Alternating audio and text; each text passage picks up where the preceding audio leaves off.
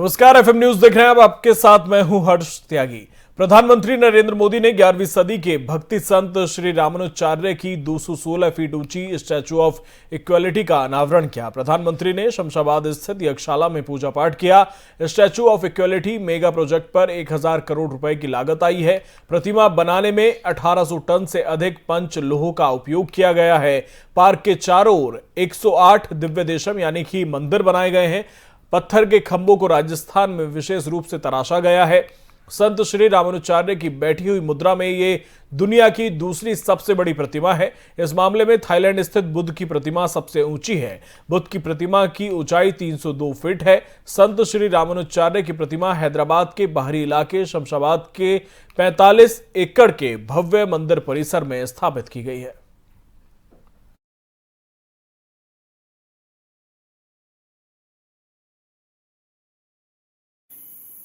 क्योंकि गुरु के माध्यम से ही हमारे लिए ज्ञान प्रकट होता है। जो अबोध है हमें उसका बोध होता है। अप्रकट को प्रकट करने की ये प्रेरणा, सूक्ष्म को भी साकार करने का ये संकल्प, यही भारत की परंपरा रही है। हमने हमेशा उन मूल्यों और विचारों को आकार दिया है जो युगों युगों तक मानवता को दिशा दिखा सके। आज एक बार फिर जगत गुरु श्री रामानुजाचार्य जी की इस भव्य विशाल मूर्ति के जरिए भारत मानवीय ऊर्जा। यूपी के बागपत में जनसभा को संबोधित करते हुए एआईएमआईएम सांसद असदुद्दीन ओवैसी ने बड़ा बयान दिया। उन्होंने अपने ऊपर हुए हमले को लेकर कहा कि अगर एक ओवैसी मारा जाएगा तो आपको और ओवैसी को जन्म देना होगा। अगर आप आम लोगों को नहीं बचा सकते तो मुझे जेड श्रेणी की सुरक्षा देने का कोई मतलब नहीं है। बंदूकें मुझे नहीं रोक सकती। ADG law and order Prashant Kumar के मुताबिक गुरुवार को करीब 5:20 पर जब ओवैसी मेरठ से अपनी सभा करके लौट रहे थे तब टोल के पास उनके काफिले पर हमले की जानकारी उनकी तरफ से दी गई। पुलिस ने तुरंत कार्रवाई करके जो लोग वहां थे उनको हिरासत में ले लिया। टोल प्लाजा पर लगे कैमरे के फुटेज के आधार पर इस घटना में शामिल 2 लोगों की पहचान हुई है। उनको गिरफ्तार कर लिया है। घटना में इस्तेमाल दोनों हथियार बरामद कर लिए हैं। दोनों से पूछताछ की जा रही है। पुलिस ने इनके पास से एक ऑल्टो कार भी बरामद की है। अब तक की पूछताछ में दोनों ने बताया कि सांसद की धर्म विशेष के खिलाफ दिए गए बयान से वो नाराज थे।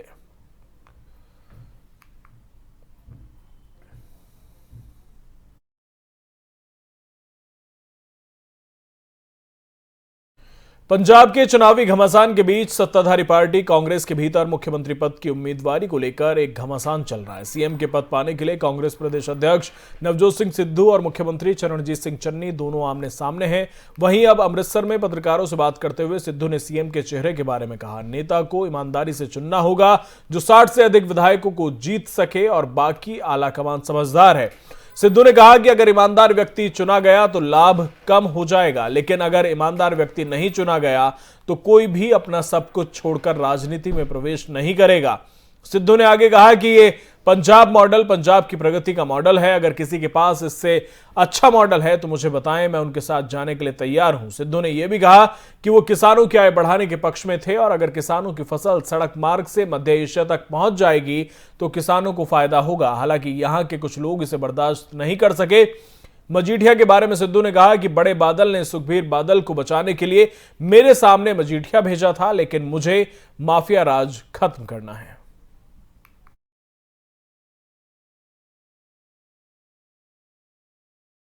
कर्नाटक में काफी दिनों से चल रहे हिजाब विवाद पर राहुल गांधी ने ट्वीट करते हुए कहा कि छात्रों के हिजाब को उनकी शिक्षा में आड़े आने देकर हम भारत की बेटियों का भविष्य बर्बाद कर रहे हैं। मां सरस्वती सभी को ज्ञान देती हैं, इसमें वो किसी तरह का अंतर नहीं करती। दरअसल इस बीते गुरुवार कर्नाटक के उडुपी जिले के कुंडापुर के भंडारकर कॉलेज के एंट्री गेट पर हिजाब या बुर्का पहनने वाली छात्राओं को अंदर जाने से मना कर दिया गया था। उसी कॉलेज के प्राचार्य ने छात्राओं को अंदर जाने से रोकते हुए कहा कि सभी बच्चों को कॉलेज के गाइडलाइन के अनुसार यूनिफॉर्म में आने पर ही प्रवेश मिलेगा। वहीं छात्राओं का कहना है कि वो पिछले कई सालों से हिजाब में कॉलेज आ रही हैं। कल इसी मामले पर गृहमंत्री अरागा ज्ञानेंद्र ने अपने एक बयान में कहा था कि किसी भी संस्थान में धर्म को शिक्षा से दूर रखना चाहिए। उन्होंने कहा कि पढ़ रहे छात्रों को ना तो हिजाब पहनकर आना चाहिए और ना ही भगवा शॉल। गृहमंत्री ने कहा कि स्कूल एक ऐसी जगह है जहां सभी छात्रों को एक साथ रहकर शिक्षा ग्रहण करनी चाहिए। उन्होंने कहा कि क्लासों में हिजाब लगाने की अनुमति नहीं है, इसलिए सभी बच्चों से अनुरोध है कि वो क्लास में जाने से पहले अपना हिजाब हटा लें।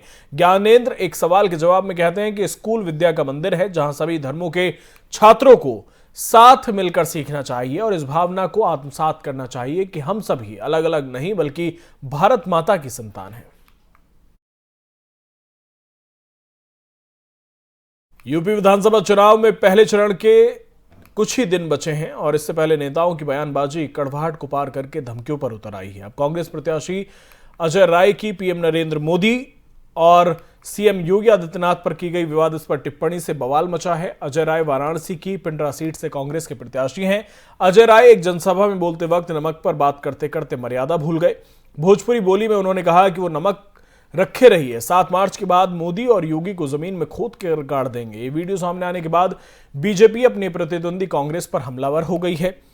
बीजेपी नेताओं ने निर्वाचन अधिकारी से शिकायत करते हुए अजय राय पर कार्रवाई की मांग की है। अजय राय के इलाके में दबंग नेताओं की छवि है। वे कई बार वाराणसी से विधायक रह चुके हैं। वे साल 2014 में कांग्रेस के टिकट पर पीएम नरेंद्र मोदी के खिलाफ वाराणसी सीट से एमपी के चुनाव में भी खड़े हुए थे, लेकिन बुरी तरह हार झेलनी पड़ी थी।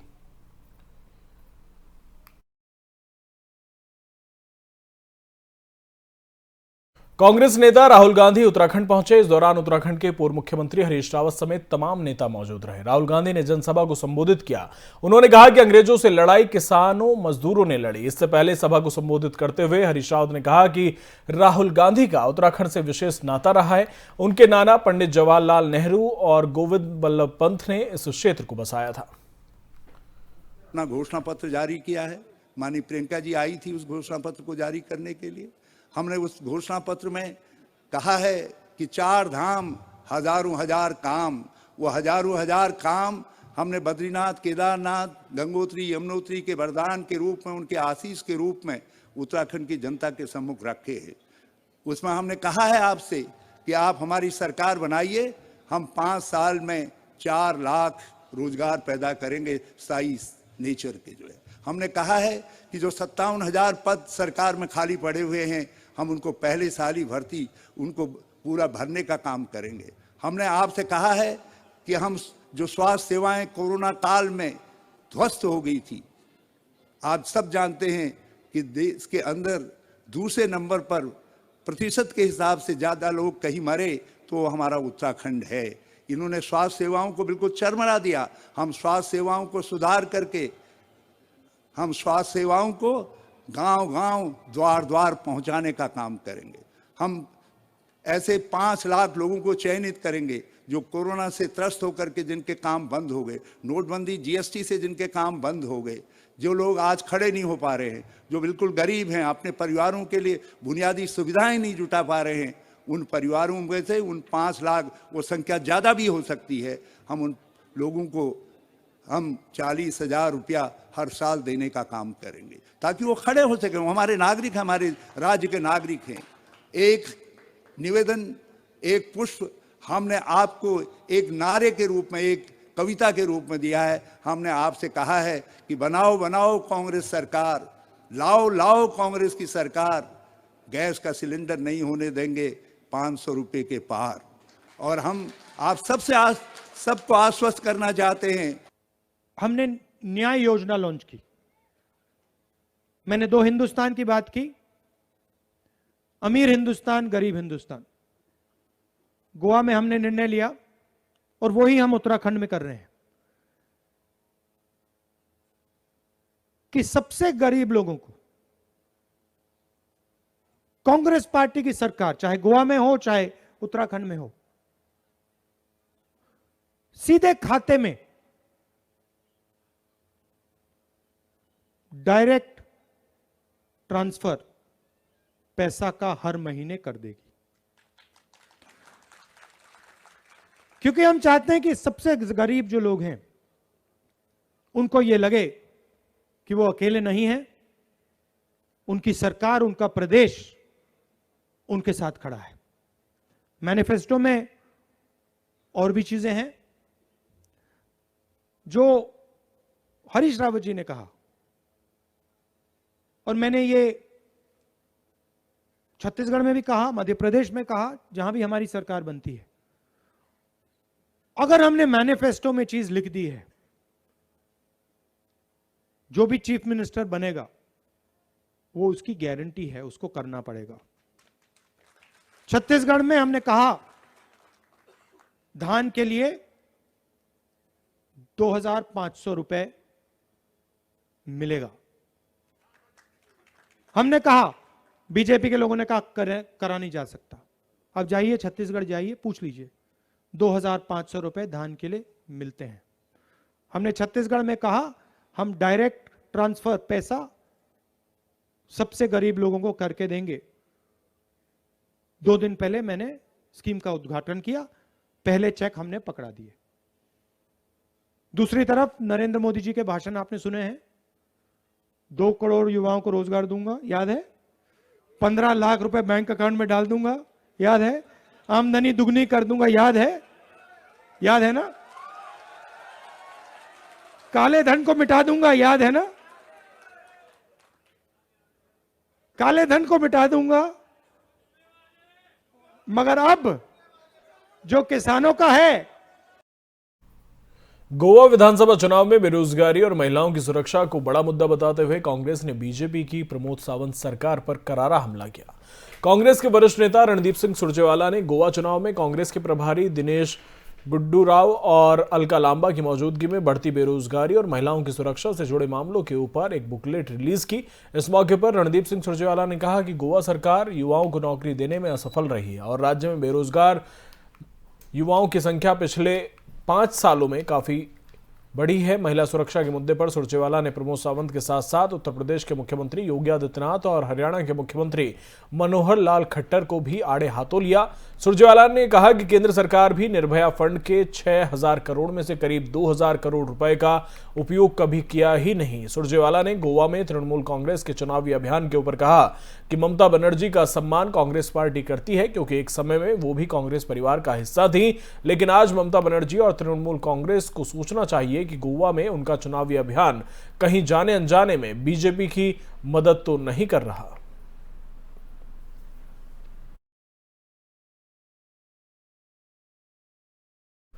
अनुच्छेद 370 के निरस्त होने के बाद जम्मू कश्मीर के चुनावी निर्वाचन क्षेत्रों को फिर से तैयार करने के लिए भारत सरकार द्वारा गठित परिसीमन आयोग ने केंद्र शासित प्रदेश के 5 संसद सदस्यों के साथ अपनी दूसरी रिपोर्ट साझा की। जम्मू कश्मीर के 90 विधानसभा क्षेत्रों की सीमाओं को परिभाषित करने वाली रिपोर्ट को शुक्रवार शाम 7 बजे सांसदों के साथ साझा किया गया। अधिकारियों ने कहा कि रिपोर्ट जम्मू कश्मीर के सभी सांसदों को भेज दी गई है। उन्होंने कहा कि परिसीमन की पूरी प्रक्रिया अगले 1 महीने में पूरी होने की संभावना है। सूत्रों की माने तो परिसीमन आयोग ने सांसदों से रिपोर्ट पर अपनी आपत्तियां अगर कोई हो तो प्रस्तुत करने को कहा है। जम्मू कश्मीर के 5 सांसद इस आयोग के सदस्य हैं, जिनमें नेशनल कॉन्फ्रेंस के 3 और बीजेपी के 2 सांसद हैं। अधिकारियों ने आगे कहा कि आपत्ति दर्ज करने के बाद आयोग आम जनता से आपत्तियां और सुझाव मांगेगा और इन सुझावों पर विचार करने के लिए विभिन्न स्थानों पर बैठक करेगा।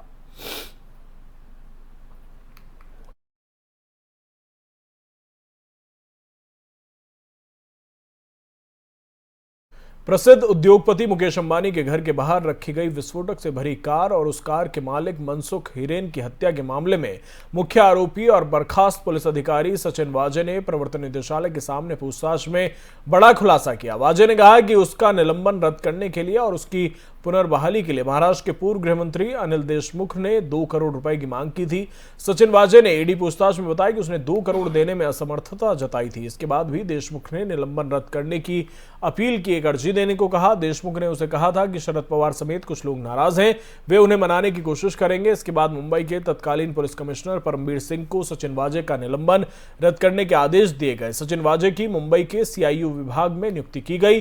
फिर उसे बड़े बड़े केस दिलवाए गए। यही बात परमबीर सिंह ने भी बुधवार को ईडी के सामने कबूल की है। साथ ही सचिन वाजे ने ईडी के सामने यह भी कबूल किया कि अनिल देशमुख ने उसे मुंबई के बार और रेस्टोरेंट से 100 करोड़ की वसूली के काम में लगाया था। वाजे ने कहा कि उसने वसूली करके 4 करोड़ 70 लाख रुपए अनिल देशमुख को दिए थे। सचिन वाजे ने कहा कि उसने ये पैसे दिसंबर 2020 से फरवरी 2021 के बीच देशमुख को उनके पीए कुंदन शिंदे के माध्यम से पहुंचाए। ईडी के सामने सचिन वाजे की ओर से 2 करोड़ मांगे जाने और 100 करोड़ की वसूली में लगाए जाने की ये 2 बातें कबूल किए जाने के बाद अनिल देशमुख की मुश्किलें बढ़ गई हैं।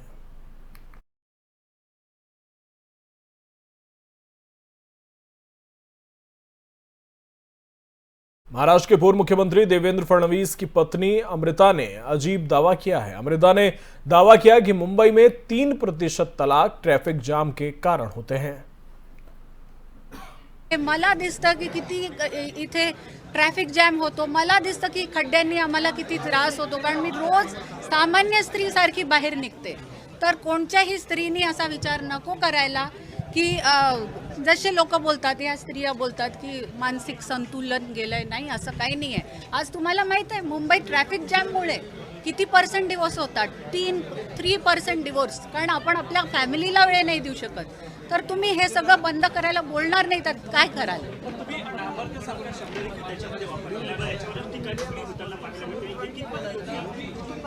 तर आता ज्यांच्या बाबतीत वापरला होता त्यांना लोकांनीच हे नाव दिलेलं आहे। नॉटी असो किंवा एवढ्यात एका खूप चांगल्या नेत्या आहेत त्यांनी सुद्धा तो शब्द वापरला, काही त्यांनी रॉंग पोस्ट केलं म्हणून तेच मी उचलून तिथे टाकलं। आणि त्याचा मीनिंग हा नसतो की तो लिटरली घ्यावा, त्याचा मीनिंग असतो की तुम्ही पुढे जाऊन स्ट्रेट वार नाही करत, मागणं ही सगळी कामं करता, म्हणून तो शब्द यूज बाहेर निघते। मला दिसतं की किती इथे ट्रॅफिक जॅम होतो, मला दिसतं की खड्ड्यांनी आम्हाला किती। महाराष्ट्र में कोविड-19 के मामले शुक्रवार को 1 महीने के निचले स्तर पर आ गए। वहीं मुंबई शहर में लगातार दूसरे दिन 900 से कम मामले दर्ज किए गए। राज्य में शुक्रवार को 13,840 नए मामले दर्ज किए गए, जो 3 जनवरी के बाद से सबसे कम है। आपको बता दें कि 3 जनवरी को 12,160 मामले सामने आए थे। हालांकि मामले कम हुए हैं, लेकिन राज्य में कोविड से होने वाली मौतों में मामूली वृद्धि दर्ज की गई। एक दिन पहले दर्ज की गई 75 मौतों के मुकाबले शुक्रवार को कोरोना संक्रमित 81 मौतें हुई। वहीं स्वास्थ्य मंत्री राजेश टोपे ने शुक्रवार को कहा कि उन्हें उम्मीद है कि मार्च के पहले सप्ताह के आसपास राज्य में तीसरी लहर कम हो जाएगी।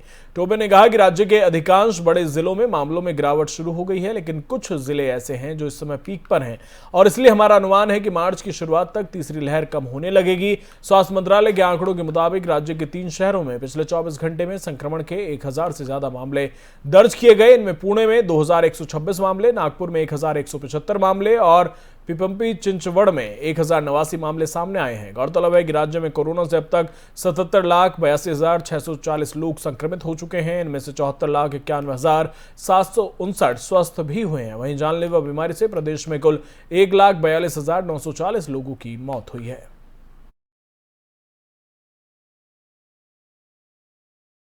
ईरान और विश्व के कुछ शक्तिशाली देशों के बीच हुए 2015 के परमाणु समझौते को बचाने के उद्देश्य से जारी वार्ता के एक महत्वपूर्ण चरण में प्रवेश करने के बीच अमेरिका के राष्ट्रपति जो बाइडेन के प्रशासन ने शुक्रवार को ईरानी परमाणु कार्यक्रम के लिए प्रतिबंधों में कुछ राहत बहाल की। अमेरिकी वार्ताकार इस अहम सत्र के लिए वियना गए। इस बीच अमेरिका के विदेश मंत्री एंटनी ब्लिंकन ने ईरान की असैन्य परमाणु गतिविधियों से संबंधित कई प्रतिबंधों से छूट देने के लिए हस्ताक्षर किए। अमेरिका के पूर्व राष्ट्रपति डोनाल्ड ट्रंप के प्रशासन ने ये छूट समाप्त कर दी थी। इन छूटों का उद्देश्य ईरान को 2015 के समझौतों के पालन के लिए लुभाना है, जिसका वो उस वक्त से उल्लंघन कर रहा है जब ट्रंप 2018 में समझौते से पीछे हट गए थे और ईरान पर अमेरिकी प्रतिबंधों को फिर से लागू कर दिया था। अमेरिकी अधिकारियों ने कहा कि समझौते में वापसी के लिए समर्थन जुटाना महत्वपूर्ण है। उन्होंने इस बात से इनकार किया कि वे ईरान को कोई रियायत दे रहे हैं। अधिकारियों ने कहा कि अन्य पक्षों ब्रिटेन, चीन, फ्रांस, जर्मनी, रूस और यूरोपीय संघ को समझौतों की वार्ता में शामिल करने के लिए छूट आवश्यक है। विदेश मंत्रालय के प्रवक्ता नेड प्राइस ने ट्वीट किया कि हमने ईरान को प्रतिबंधों से राहत नहीं दी। हम ईरान के संयुक्त व्यापक कार्य योजना के तहत अपनी प्रतिबद्धताओं पर वापस लौटने तक ऐसा नहीं करेंगे। ईरान का कहना है कि वो समझौते की शर्तों का सम्मान नहीं कर रहा है, क्योंकि अमेरिका ही पहले इससे अलग हो गया था। ईरान ने सभी प्रतिबंधों से राहत की बहाली की मांग की। फ्रांस के राष्ट्रपति और जर्मनी के चांसलर आगामी सप्ताह में रूस और यूक्रेन की यात्रा करेंगे। इस यात्रा से यूक्रेन को लेकर बढ़ते तनाव से निपटने के लिए रूस के राष्ट्रपति पुतिन के साथ बातचीत कर इसका हल तलाशने के लिए राजनयिक प्रयासों को बल मिलेगा। फ्रांस के राष्ट्रपति एमेनुअल मैक्रों सोमवार को मॉस्को और मंगलवार को कीव की यात्रा करेंगे, जबकि जर्मनी के चांसलर ओलाफ शोल्ज 14 फरवरी को कीव और 15 फरवरी को मॉस्को की यात्रा करेंगे। ये उच्च स्तरीय यात्राएं ऐसे वक्त में हो रही हैं जब चीन ने यूक्रेन को शामिल कर नाटो को विस्तार करने से रोकने संबंधी रूस की मांग का समर्थन किया। अमेरिका ने बृहस्पतिवार को क्रेमलिन पर आरोप लगाया कि रूस यूक्रेन की सेना के एक फर्जी हमले की साजिश रच रहा है ताकि इसके जवाब में मॉस्को इस पड़ोसी देश के खिलाफ सैन्य कार्रवाई कर सके। अमेरिका ने इन दावों के समर्थन में विस्तृत जानकारी नहीं दी। हालांकि रूस इन दावों को अस्वीकार कर रहा है। फ्रांस नाटो में एक प्रमुख सदस्य देश है और संभावित रूसी कार्रवाई के जवाब में गठबंधन की तैयारी के तहत रोमानिया में सैनिकों को भेज रहा है। मैक्रों भी पुतिन के साथ बातचीत पर सक्रिय रूप से जोर दे रहे हैं और उन्होंने हाल ही के हफ्तों में उनसे कई बार बात की है। मैक्रों के कार्यालय ने शुक्रवार को कहा कि दोनों नेता सोमवार को प्रत्यक्ष मुलाकात करेंगे। भू राजनीतिक परिदृश्य में अमेरिका से अलग रास्ता अपनाने की फ्रांसीसी परंपरा का पालन कर रहे हैं, साथ ही संकट के समय में अपनी छाप छोड़ने और यूरोप के हितों की रक्षा करने की कोशिश कर रहे हैं।